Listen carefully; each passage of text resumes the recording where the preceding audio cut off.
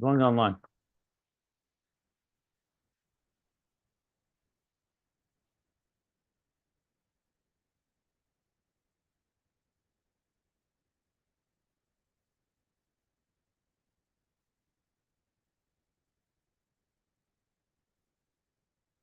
Good morning.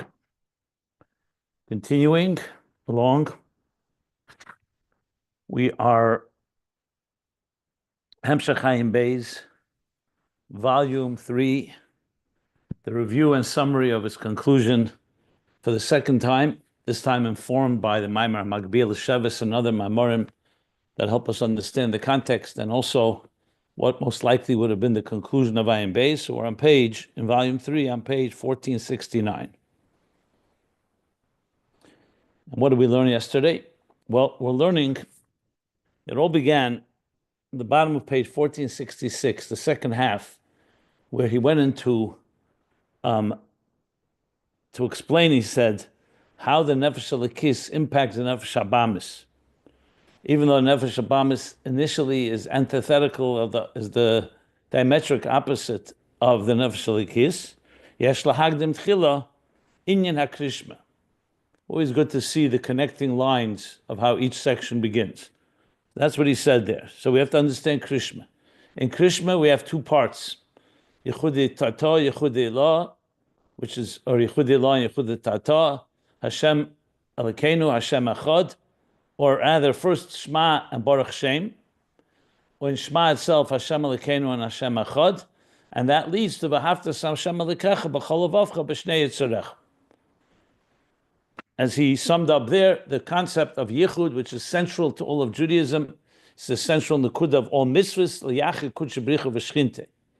Ubir Inyan on page 1467. So I started explaining what is it, how do we understand this Yichud? So he began with a comparison, which we're in the middle of, between Yesh Ma'ayin and Yesh Miyesh. That God's way of creating existence, it's critical to understand that two key points. Number one, there's nothing in common between the creator and the creation on their own. Not talking about what God infuses into the creation. And two, that there's no shina in the spilus, no effect.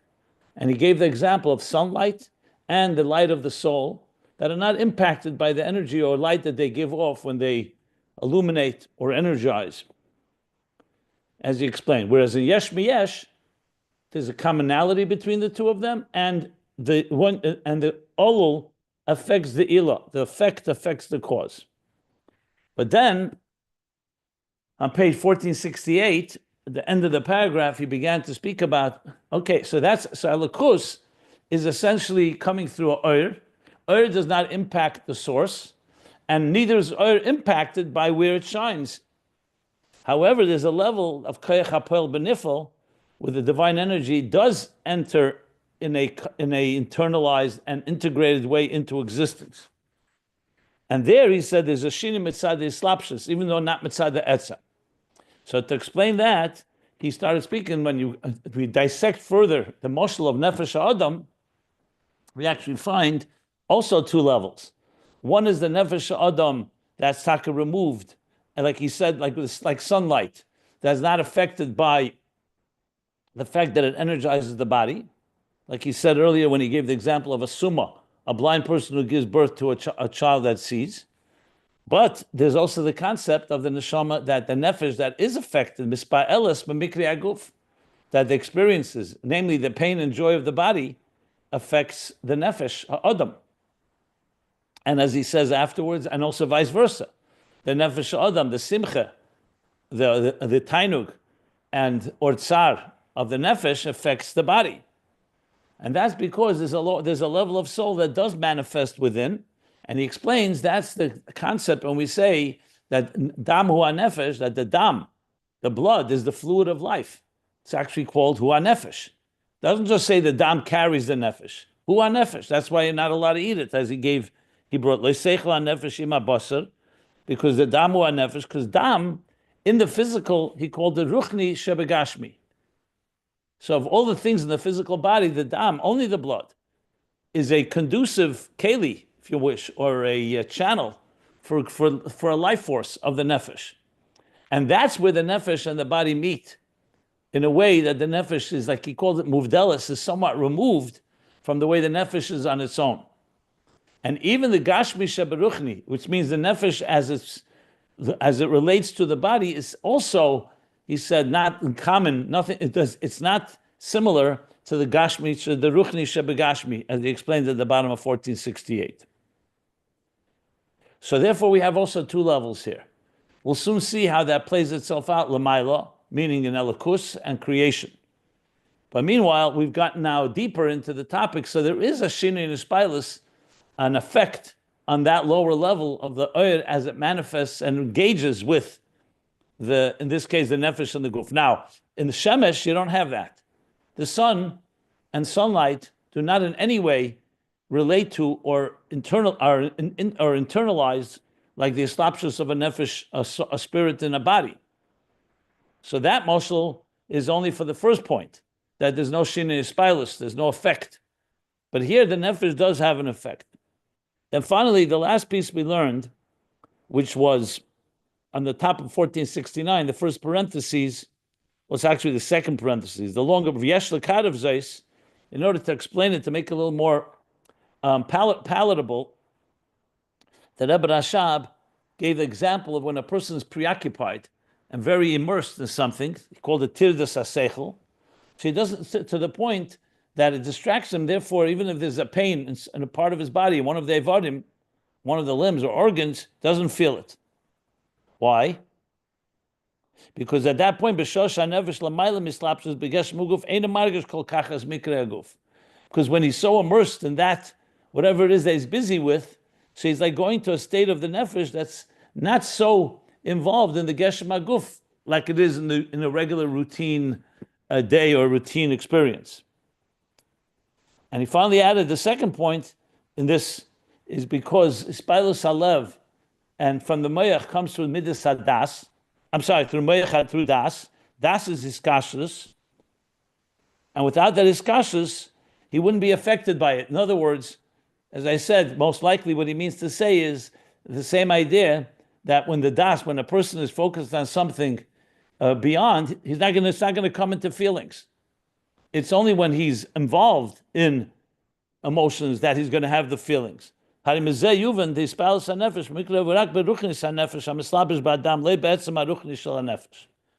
see from this that the Ispilus HaNefesh from the body experiences of the body is only in the Ruchnis HaNefesh that manifests within the blood, within the body, but not when the Nefesh is focused on its own so-called more transcendent or more sublime activities.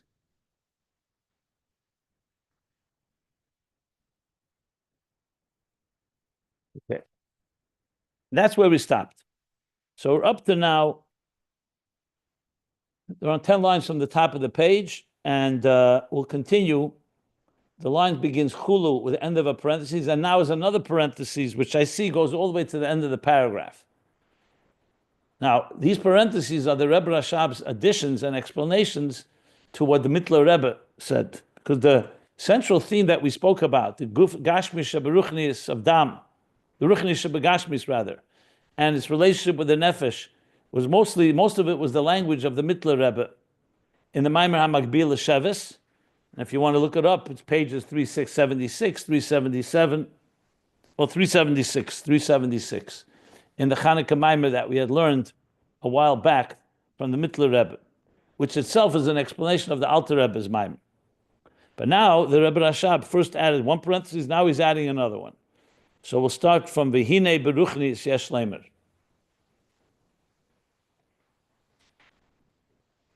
And if you want to follow the text and you don't have the sefer of the book, you can go to ayinbeis.com and all the text is there in PDF files, which you can either view or print out. So he says like this now, V'hinei, and now beruchnis yesh leimer,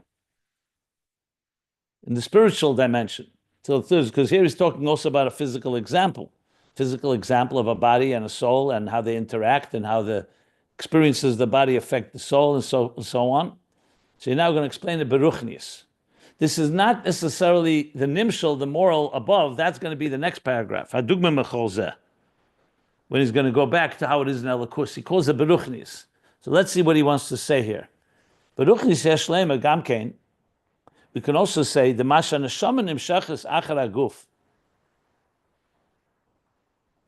That there's yet another aspect that I think he alluded to it earlier. I don't know if he alluded to it. Actually, didn't say these words. He did speak about that when the nefesh experiences, like for example, absurda teva. He gave the example of someone who hears a good piece of news, so it actually can have a physical effect on his body, could swell his body.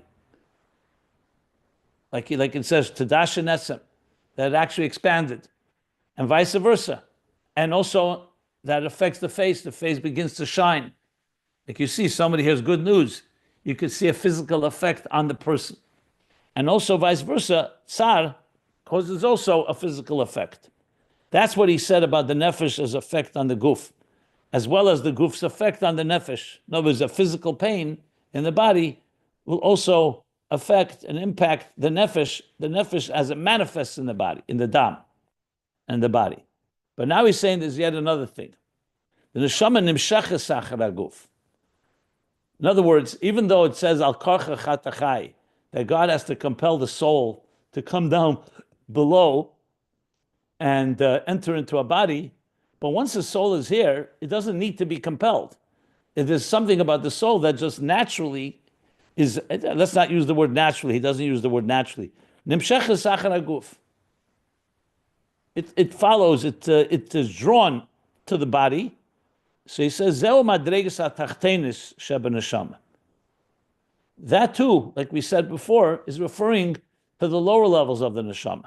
Because we know there's a part of the neshama that yearns, is rotzeh, like ner Hashem nishmas adam, like a candle, a flame, that's always seeking something up, going upward to heaven, to transcendence. Like he explains in Tanya chapter 19. But the lower levels of the neshama are basically primed to enter and engage with the body. So in the Kut Teira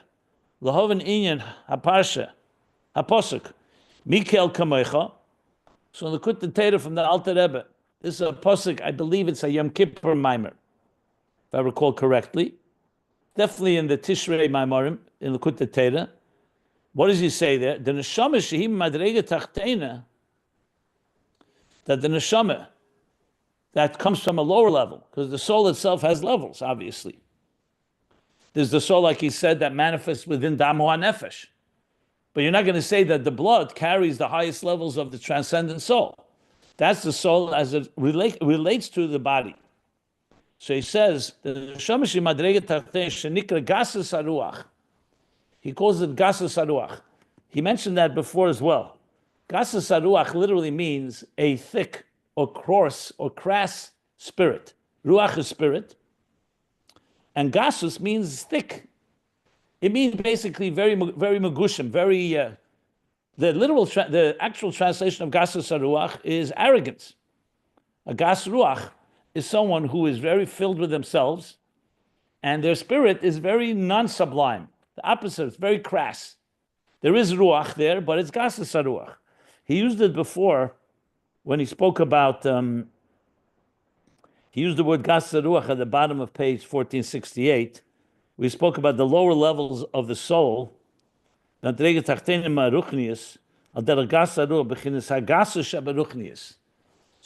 gasus haruach. I said spirit, but it also could be touched to gasus, the thicker part, the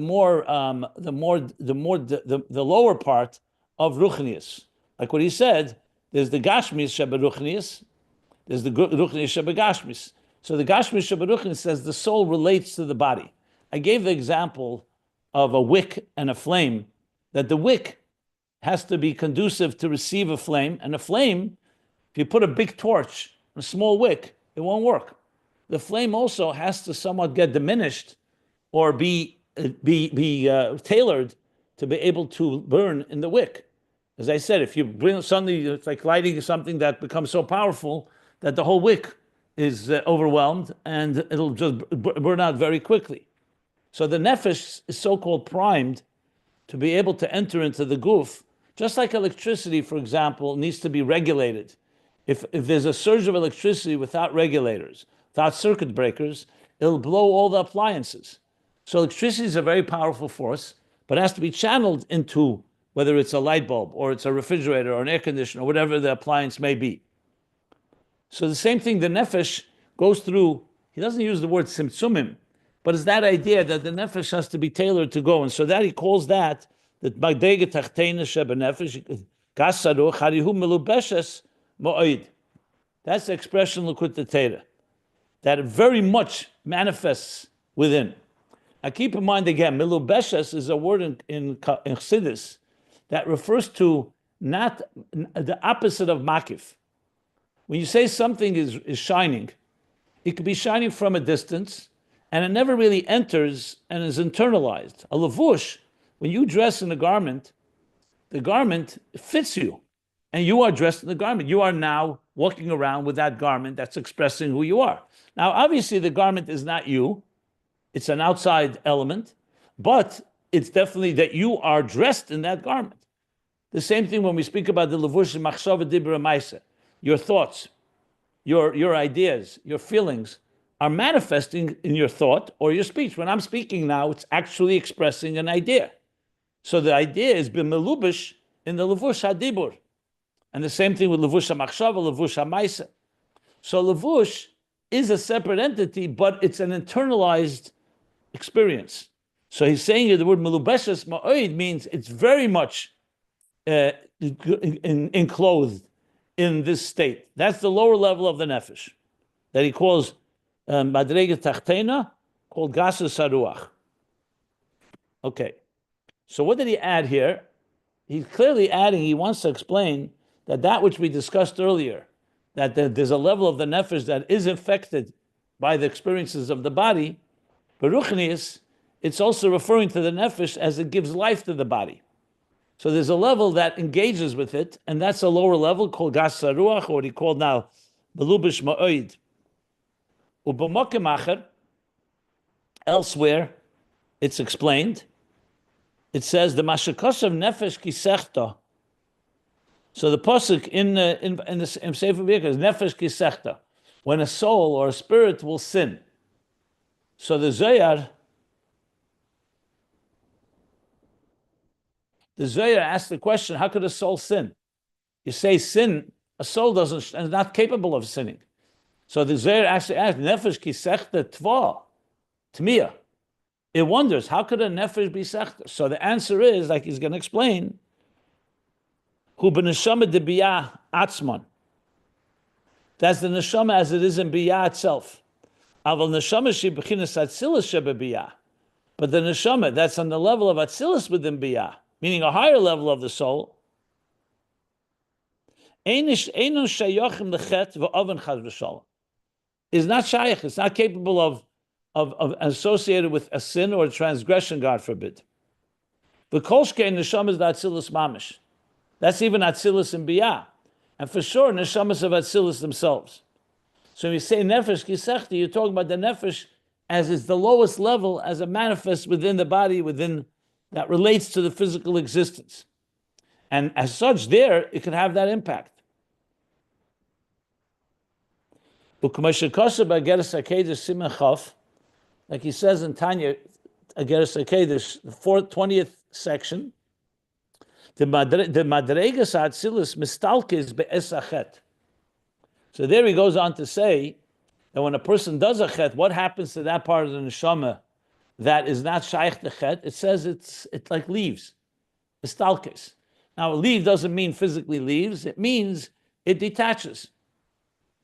It's like, let's say a group of a den of thieves are conspiring to do some crime, and one of the people there doesn't want to be involved in that, so he'll leave the room or just not associate himself. He's still part of their group, but he doesn't want to be engaged in that. So the nefesh is mistalik, that part of the nefesh of atzilus, mistalkus be'es achet.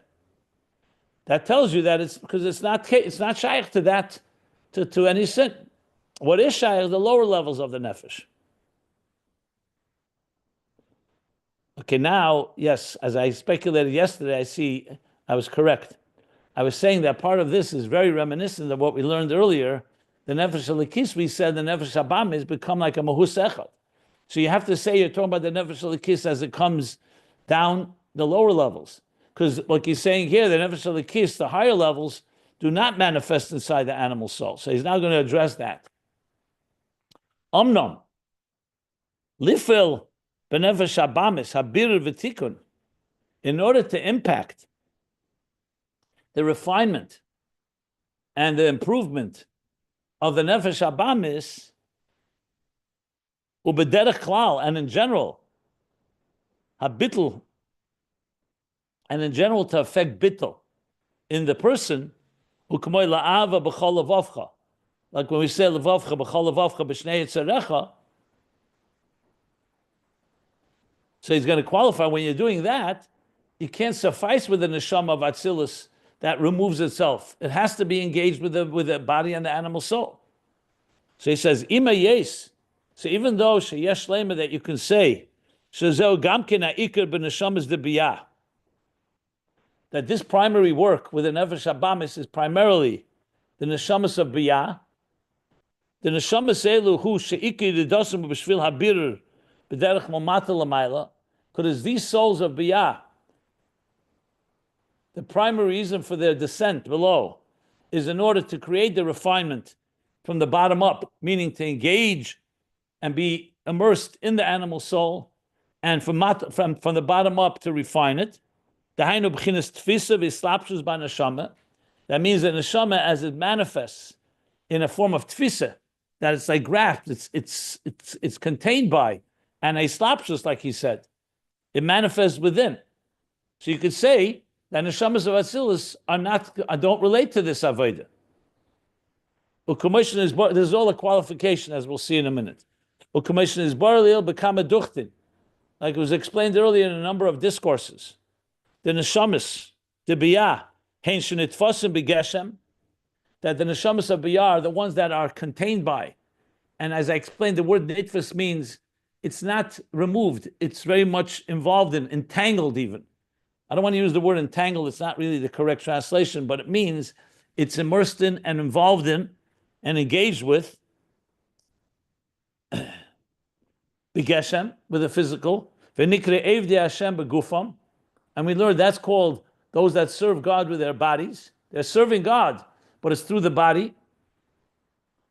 For neshamas hagvoyis, on the other hand, and the higher souls, ubefrat neshamas d'Atzilus.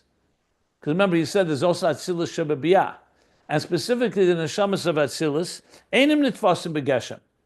They are souls that remain removed some extent from the geshem. Like when Moshe spoke to Parei, the Alter Rebbe says, look at the Torah, it was like Atzilus speaking to Parei. So Moshe did not, even though he did speak to him and did involve himself, but he remained removed. That's what a neshama gavaya. V'hein b'bchinas evdei Hashem b'nishmasa. And they are called those that serve God with their souls. Meaning primarily they're living on the soul level. Whereas the first level, the biyah, the lower levels, are living on the body level.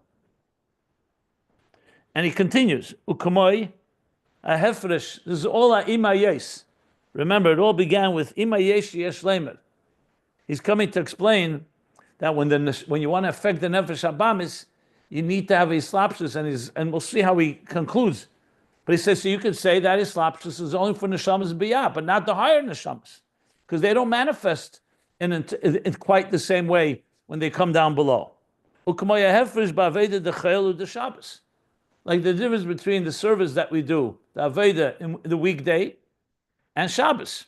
Shaveda dechel hi b'inyan habirudim. In the weekdays, Aveda is birudim. We go to work, all the lamates malachas, that's all birudim. We're taking the physical world and we are working it, work days, and turning it into something godly. Mashenken b'Shabbos, the beirer asur. Shabbos, you're not allowed to do birur. You're not allowed to separate. And we learned at length, this was a big discussion.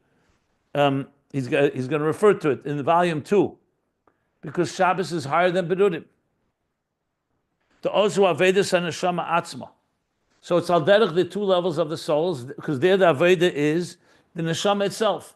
Not in engaging with birurim, yes, we do eat on Shabbos and we do engage with the physical, but not through a birur, not the Aveda, like the war, the battle of the weekday, where your job is actually to separate and refine and elevate.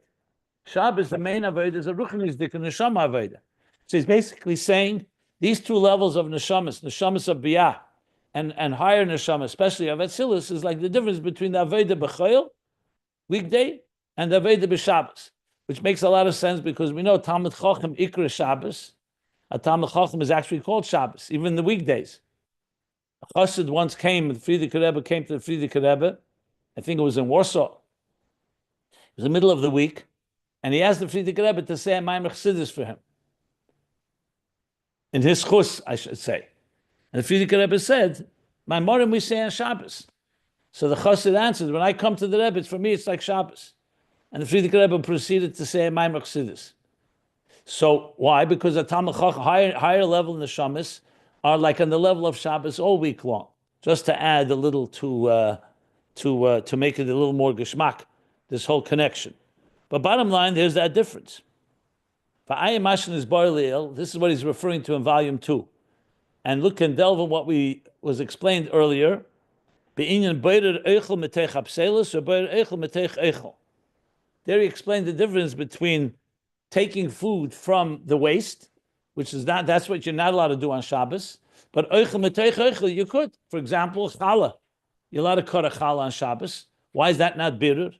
But you can't take out food from let's say, shells, or separate when you see the mixture of psalus of waste and the food. So he discussed there at length. So there he explains there's two levels in Shabbos itself. There's the birur of eichel metech eichel, kedusha from kedusha, but not kedusha from chayil. And then there's a level that's even higher than that as well. That's irrelevant to our discussion here. He's bringing it just to qualify what does it mean that boirer is usr. He means eichel metech psalus, or psalus metech eichel is another way. You can't pit fruits on Shabbos. In other words, take out the pits or take out the psalus. The Yaduish the Shabbos of b'chinas atzilus. And we know that Shabbos, it's known that Shabbos is the level of Atzilus. So therefore, based on that, Shabbos is like the higher level of the Neshamas of Atzilus, and Chayil is the level of Neshamas the Biyah. So this is all one big Imayes. He started out. So even though you could say that the Aveda of Birur is primarily of Neshamas and Biyah, or in the weekdays, so then that's the resolution. So those neshamas, they're involved in Elam Hazard. That's the Gasas Saruach that he spoke about before, neshamas that come down into the body, whereas the higher neshamas are not. U'makol mokem, Rebbe Rashab says no. Nevertheless, Gam neshamas Atzilus, the Atzilus, also the higher level of souls of Atzilus, Oisim birur v'tikun haguf v'nefesh habamis. They also create a refinement, a birur, a clarity or separation and refinement and repair and improvement of the body and the animal soul. So it's not just two different levels of souls. Every soul, including the Neshama Atzilus, has a level that it engages with the Guf and Nefesh Habamis. V'hainu b'neshama melubeshes beguf shezeh b'chinas naran shebeneshama. And how does that work? Because there's a level of neshama, like he said, the level that's not shaykh to chet. That level is not engaging with the physical. But there's a level of the neshama that does manifest in the body. Even neshama is Atzilus. And that's the level that he's calling Naran Sheba Neshama. So here he does actually refer to what was asked yesterday, Nefesh Ruach Neshama of the Neshama. That means the Neshama has, we know, 5 dimensions. Nefesh Ruach Neshama Chai Yechida.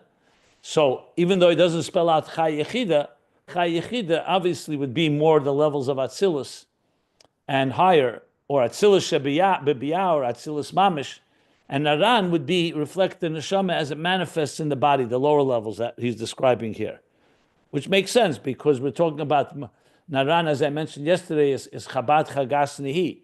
Neshama is Moichin, is the intellectual part of the soul, and Ruach is usually the Mides, Zah, and Nefesh is more the biological, which is Nihi, sometimes referred to Malchus as well.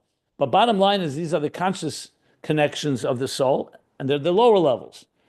So they too, even a neshama basilis, also is involved in the birur of the nefesh habamis. Aval b'chinas haneshama shelamayla mislapshas beguf. That's all as it manifests in the body. But the level of neshama that's higher than manifesting in the body, hadi eina nirgish beguf. That's not felt in the body because that's removed. So you see clearly again two levels, and this parenthesis is coming to explain how it's beruchnius. Before he spoke more about the pain that it feels or doesn't feel. Now he's talking about the spirituality of the soul and how it engages with the body, that there's these two levels. V'hainu.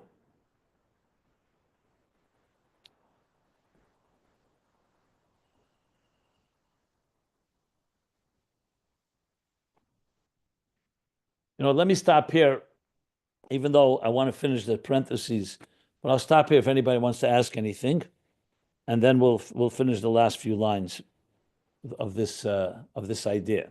He's not finished yet. He wants to add a few more points. So, but if anybody wants to ask anything, unless it's all clear, and we can just continue.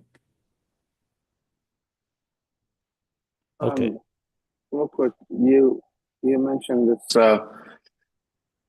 lower level of the nefesh, which engages the body, and he says it's more gasos, it's more crass or arrogant. He used the word arrogant a number of times. I'm wondering. My question is: are there degrees of? I was thinking of the word almost as congealment of the lower aspect of the nefesh in the body, that literally makes one person more arrogant than another because their neshama is so bound up with the goof that they're becoming more ego and less essence. Or are you just saying arrogant? No, that's just part of the ego. Everybody I just use that because gasus ruach is not really translated as arrogance. It's one of its manifestations is that. I just use it because you may be familiar with it. Here he's not really wanting to go into that. Here he wants to focus that gasus ruach is ruchnius that's becoming more solidified, congealed. I used that word as well yesterday, or more defined, more the lower levels that engage with the body in the dam. So it's like the ruchnius the gashmis shaberuchnius of the nefesh connects with the ruchnius shabegashmis of the body, which is blood. That's the main point he's making here. He's not going into now whether it's whether the effect is arrogance or other. Gasus ruach could also be a grubber person, a person who's very materialistic. That could be another way gasus ruach. One of them. So I wouldn't really go, because he's not really addressing that in the context of a personality type. More the expression the Alter Rebbe uses, gasus ruach, he says that to explain the lower level of neshama that is engaging more, like everything, like every energy, as it gets more into the container, it becomes more engaged with that container. Yeah. When we're talking about the neshama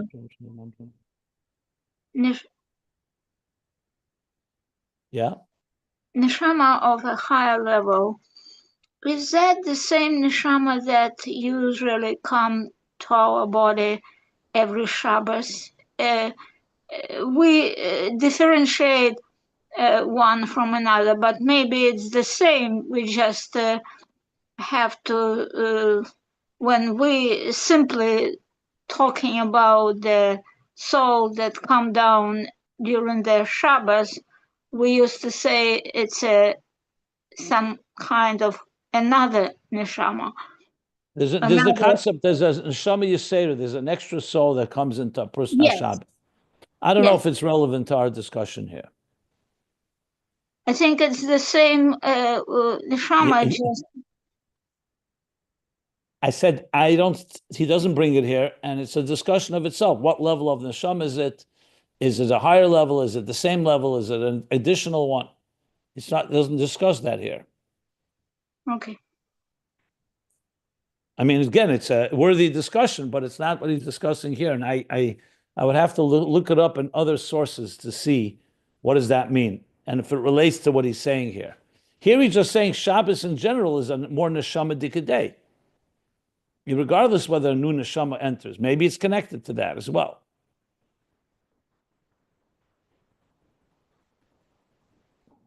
V'hainu madamazli chazi, continuing. So now he's saying, he's introducing, there's the concept of mazli chazi. It's a pasuk in Daniel, where Daniel was with the different ministers of the king, and they shuddered. And no one understood why they shuddered. Shuddered literally, like trembled. So he says, mazlayu chazi.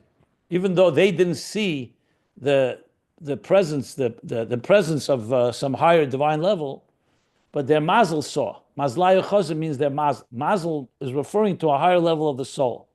So there are things the soul is conscious of, and there are things the soul is not conscious of, meaning our conscious soul, I should say.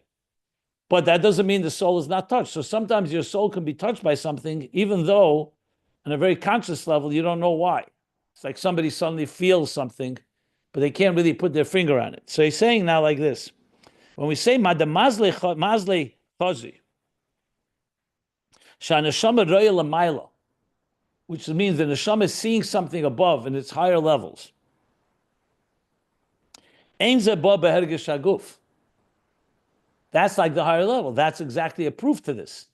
It did not come behergesh haguf. He doesn't know. It's one thing you see a beautiful sight, or we talked before, absurda teva. You get a good piece of news, so it affects you because your soul is consciously aware of it, and the pleasure of the soul will affect the pleasure of the body, or vice versa. But those are all tangible conscious experiences. They were called super conscious experience.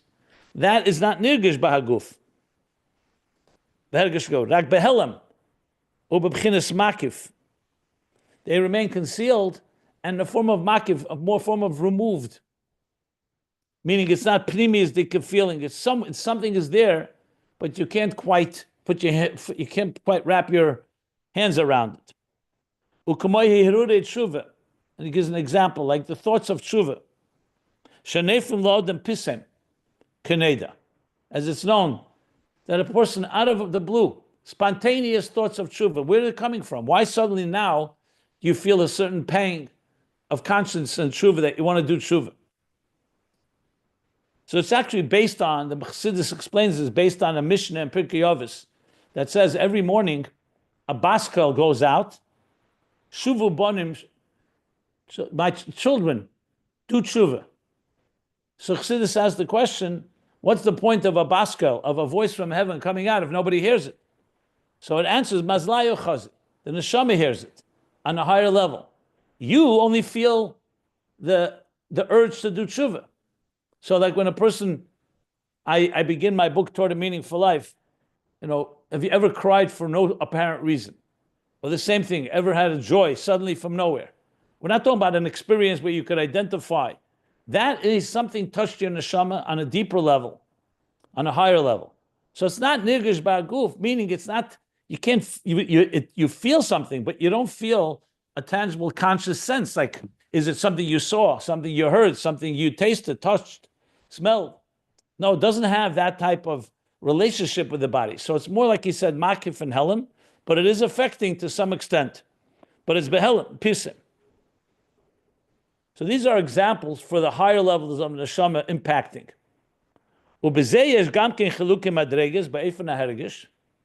And obviously, in this itself, there are a number of levels in the manner, the way you feel it. In other words, you could feel it more, you could feel it less. You could also have a situation you don't feel it at all, even though it's there, or you feel it in a very muted way. Like it says elsewhere, and nevertheless, his galus on neshama b'chinas avarabba. This is galus on neshama with great love that we learned about earlier. That when nefesh alikis is mizbein and elakus, and it comes to this great love, poyel ba'guv nefesh abamis. It does affect the body and the animal soul. To the point, like we learned on the top of page 1466, not just to suppress the animal soul, but to transform it, like we learned earlier. And this is Mamayla Lamata. Mamata Lamayla, we learned before, is the lower level of the neshama that engages with. There, you're engaging with the animal, the body and the animal soul, and you're elevating it. You're like educating it and training it. But then, there are things in the neshama that are higher than the guf and nefesh habamis, and that too has an impact. However, that's Mamayla Lamata. So there's two ways that the neshama impacts the guf and nefesh habamis. So clearly, even though here he's talking about the very hisbonenus of yesh ma'ayin and shinui and lack of shinui in the levels, he's also connecting it to the very concept of the hisbonenus itself, which is the effect of the divine soul on the animal soul. So we see here there's two levels of that effect. Mamat l'mayla, mamay l'mata, one where it engages more, and one more from a distance, or you could say from the top down, from above. And needs a little more thought how it all connects. I want to see how it comes back to the hisbonenus, and then we can come back here and see how all this comes together. But that's what he's adding here, and clearly, this elaboration is also helping us understand how the nefesh elokis affects the nefesh habamis. So there is that aspect here, because when we learned it the first time, I pointed out that the Rebbe Rasham never returns to the nefesh elokis infecting the nefesh habamis. He continues about the yichud tata, yichud elah, the joining of both.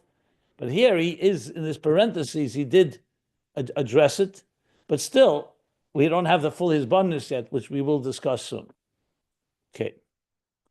So let me stop here. Any questions? The parentheses ends, paragraph ends. And we still need to go back to the nimshal, how it is in Elikus Lamaila.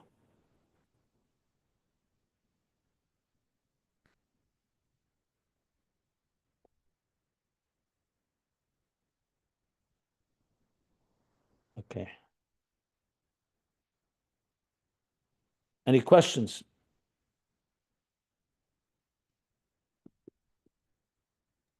So is this the closest that the Rebbe Rashab gets to discussing essentially the interaction of Ner Hashem Nishmas Adam, and he does more than that, doesn't he? Elsewhere, Well, he discussed it earlier. It was a long arichus on pages 1464 through 1466. He discussed it relatively at length. Right. I'm talking about after he finishes about the yichud, the Shema Yisrael, his bonus. So the Maimor Magbi goes back and says, okay, now that affects that. He never gets back to the impact on the animal soul. He just, here he does mention it, but it's not really explaining the whole yichud. I did that in my essay when I applied what it says now, Magbil Shevis, to Ayin Beis. But clearly, it's obviously part of the whole conversation. That's what he's saying here. You know, was this idea of yesh ma'ayin and yesh miyesh, the effect of shinui, no shinui in Elikus, that the Mittler Rebbe talks about in Magbil Shevis, is also relates to the various bonus too.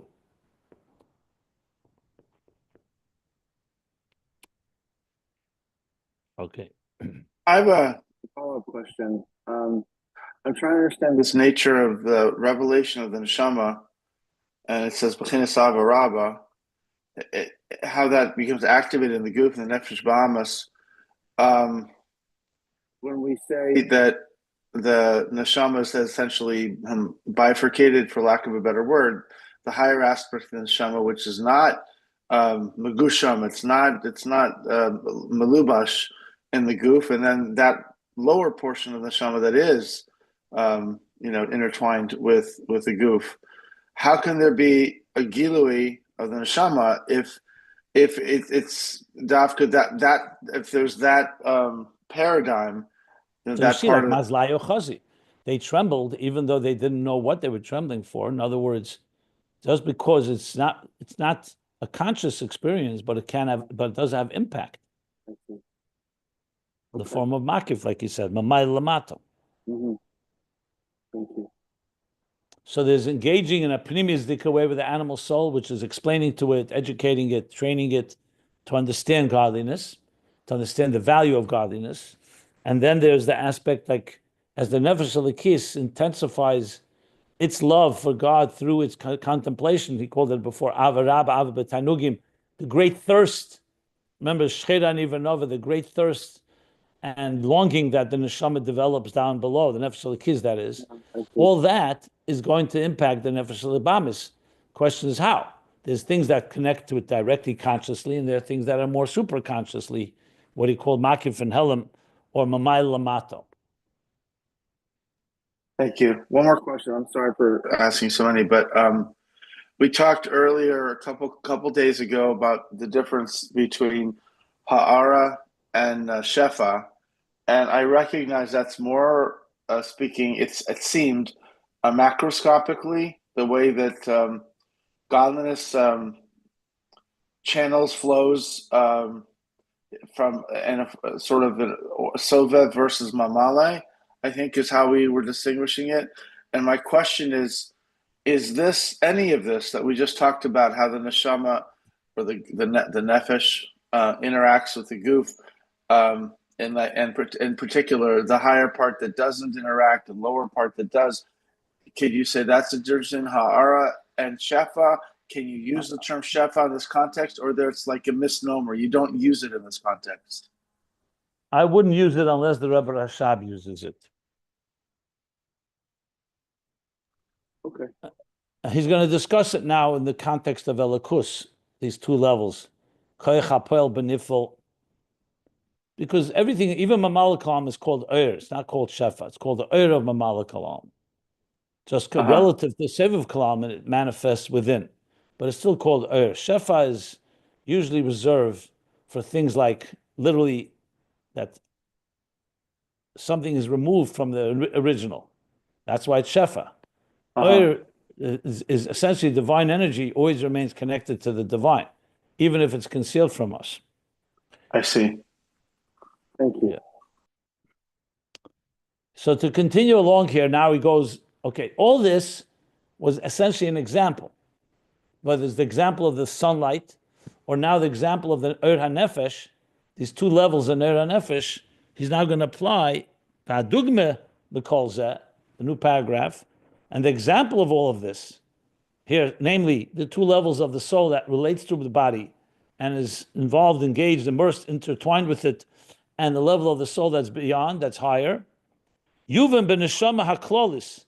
But this will understand in the general soul of existence, which is godliness. Shu malchus d'atzilis be'elamis. That's malchus of Atzilus, which carries the divine creative energy into all of existence. Shanikra lekim chayim. It's called the living God. Begili er v'chayis b'teich kol almin. In the revealing of the energy and the vitality within all of existence. This is actually Lashon of the Mittler Rebbe. The Rebbe Rashab is actually quoting, and as I mentioned, page 376 in the Maimer HaMagbi of the Mittler Rebbe. B'chinas koyach ha'poel b'nifel. Like he said at the end of the paragraph on the previous page. Koyach ha'poel b'nifel is not a detached way. The koyach ha'poel b'nifel literally means the power of the producer, poel, b'nifel, in the product. So God could have created the world in a detached way, where God could just say, "Vahi oir, let there be light," and there should be light. But it says Chassidus that the oir eliki actually is tailored and comes in beslapshus. Oir is bekelim. Each level commensurate to that level. So there's a level of oir like oir aseviv, or in generally a higher level of oir that is beyond the structure. But there's an oir that enters into the structure. What we usually refer to as mamala kalam. And that is koyach hapoel b'nifel, which he's now using to understand with the example of the nefesh. The nefesh has two levels. So too the koyach haliki that creates has two. And this compels us to say, this level, there has to be a shini v'yispilus, he's saying. Because it's engaging. The whole purpose of it is engaging. If Hashem wanted it to be removed, yes, there'd be no change, there'd be no impact. But there is impact, just like there's impact of the pain and joy of the body on the nefesh. So the nefesh haklolis, the neshama klolis that he's calling, the divine energy is also impacted by this hislapsus. It's not an impact in the etzem, like you said. The shin is not mitzvah the etzem. The etzem remains intact and immutable, as we learned. But this which explains, of course, the whole concept of Shchinta Begalusa. We say that Hashem is in Golus with us. What does that mean? Hashem is beyond Golus, beyond altogether existence. Because there's a dimension of the divine that God chose to go into Golus with us. Is the Shekhinah, the Galusas, not the higher levels. Or you say, Imer anechi b'tzara. I am with you in your pain, in your suffering. So there's a certain ishlapshus, like we learned about Erdana, when Hashem said, when he saw the wickedness in the city of Zdoim, he said, Erdana, let's descend and go down and see the cry coming from Zdoim. Why did he have to go down? Where was Hashem before? Hashem is not, he's everywhere.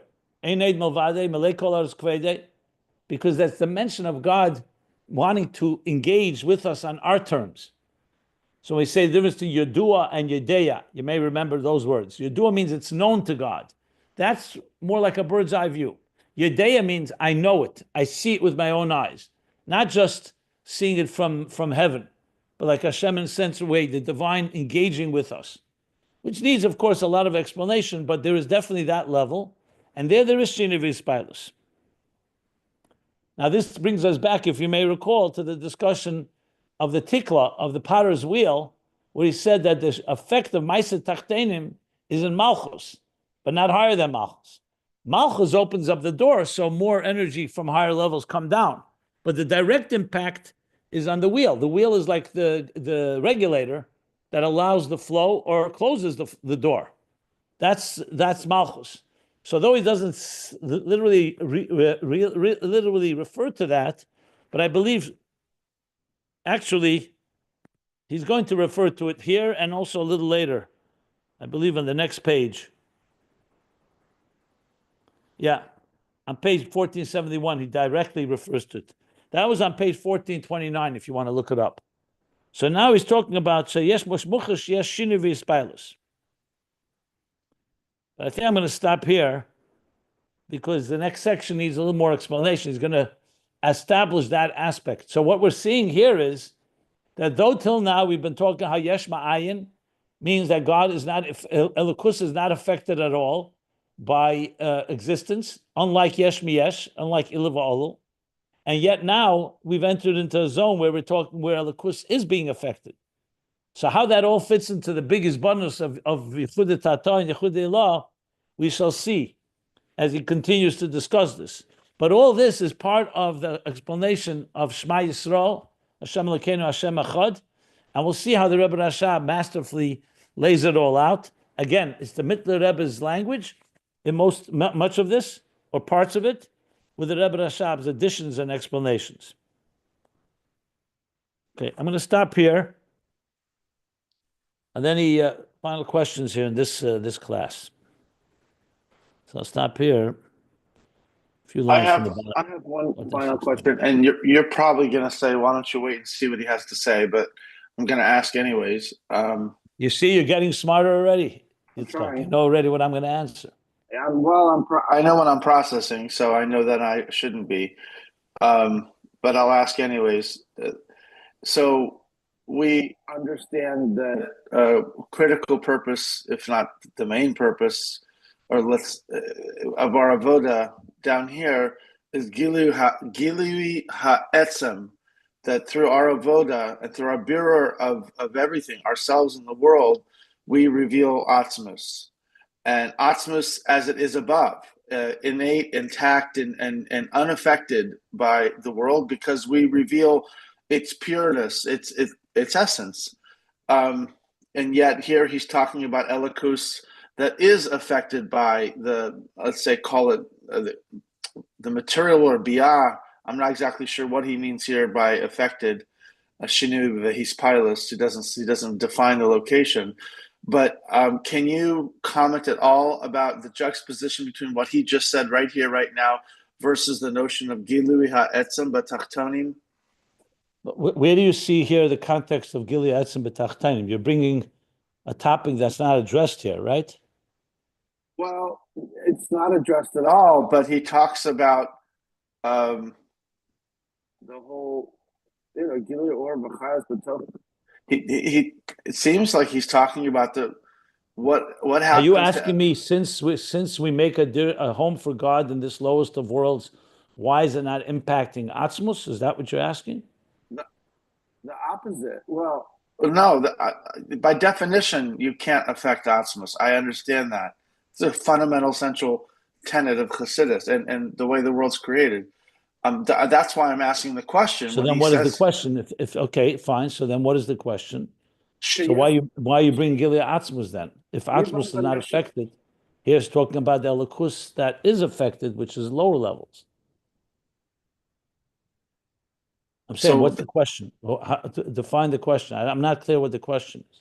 So the Elikus that is affected is not etzem, it's ha'ara or shefa. It's not. You just said it yourself. You said Atzmus is a given; it's not affected. This is the divine that comes into Koyach HaPoel Benifel, and he made it clear. Ani Hashem Leisha Nisi is. He said that he didn't. It's not contradicting. He spoke about two levels. There's the divine that is it manifests within existence. There is a shinui spilus, like he said, and there, like the soul is affected by the pain and joy of the body, and then there's the level that's beyond. I understand. Okay, so the ultimate question. What's the question? What I'm saying, what is the question? He does say exactly that. So which revelation is which aspect of Elikus is getting revealed when we do our avoda? Is this lower form of Elikus, or is it etzem, or is it both? Why not both? Yeah. Okay, it's both. All right.